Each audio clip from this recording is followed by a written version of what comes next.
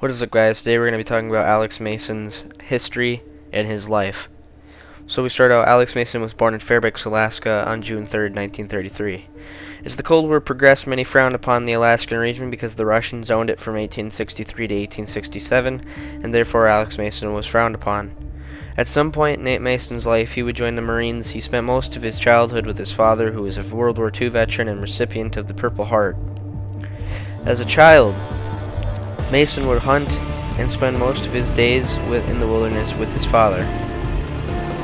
Mason was such a good sniper that at the age of 20 he became the youngest Wimbledon Cup winner in the history of marksmanship. In the history of the marksmanship competition. In the early 1950s, Mason would serve as an infantryman and would serve as a Force Recon Marine in South Korea. In 1958, Alex Mason would be recruited to SAD SOG after his term as a Marine in the Army. During his joining of the agency, Mason would get to know Frank Woods and many more. In 1961, Mason was a part of an assassination team known as Operation 40. The team consisted of Jason Bowman, Frank Woods, and a little bit of a Cuban rebel named Carlos. Woods and Mason would eventually find out who they thought was Castro, but he was double, and the group ended up not killing Castro during the mission. The group tried to flee but the Cubans blocked the runway, and Mason rushed down and risked his life for his friends, resulting in his capture. For 2 years, Mason was held up in a Russian labor camp known as Vorkuta. While in Vorkuta, Mason met Viktor Reznov, who was sent to the labor camp at the end of World War II. Reznov and a group of prisoners escaped the prison and many were killed.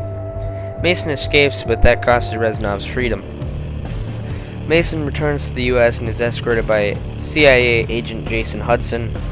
Mason meets President JFK and has a vision of assassinating him. Mason, Woods, Bowman, and Weaver infiltrate a Soviet cosmodrome in search of Nikita Dragovich. The search failed and Mason never got over it. On November 12th, 1963, Alex Mason took part in an unknown mission in Afghanistan where Afghan soldiers mistook him for an assassin and they attacked him. On November 22nd, 1963, Alex Mason was suspecting of killing JFK because the numbers that had influenced him, and so he thought he killed JFK, but he'll never know.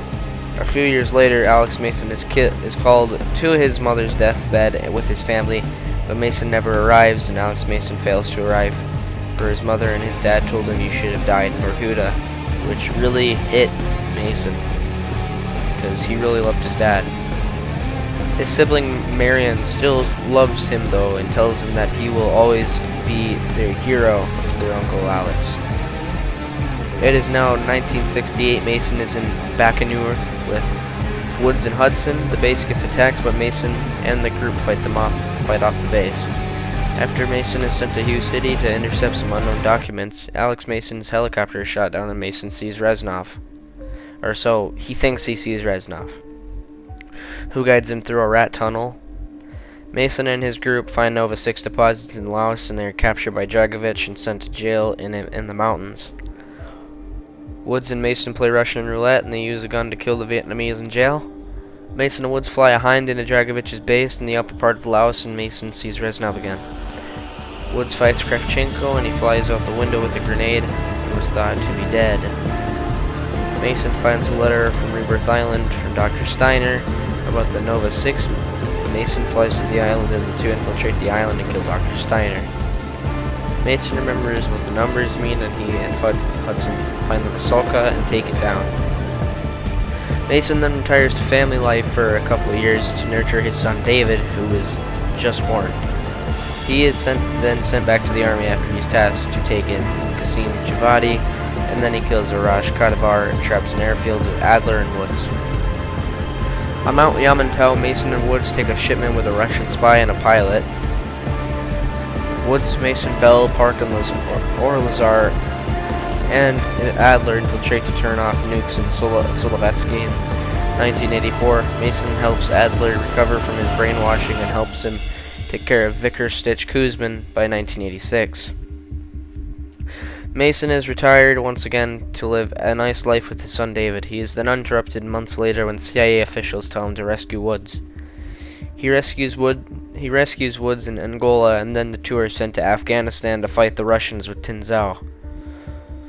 When they interrogate and kill Kravchenko, they are betrayed and sent to the desert. Alex Mason and Frank Woods were sent to Nicaragua to kill Raul Menendez. Instead of killing Menendez, Woods accidentally fragged out his sister Josefina. They found out that Menendez actually survived, and they regrouped at McKnight's house. They end up in Panama and find Manuel Noriega. Noriega sets up Woods and Mason and is shot in the foot by Woods because he thought it was Menendez. Alex Mason shows up 30 years later and meets his 45-year-old son David. David is surprised to see his father, and the two reconcile as to what they have done for the last 30 years. After that, Mason dies and is reincarnated by his granddaughter, Savannah. I will see you guys in the next video. Peace.